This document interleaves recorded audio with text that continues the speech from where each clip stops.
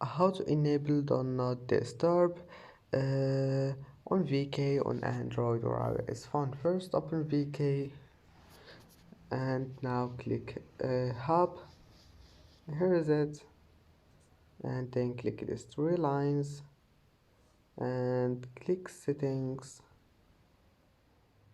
and once you're here all you need to do just click do not disturb, and then select anything you want here, 1 day or anything you want, and now just go back, it will be saved.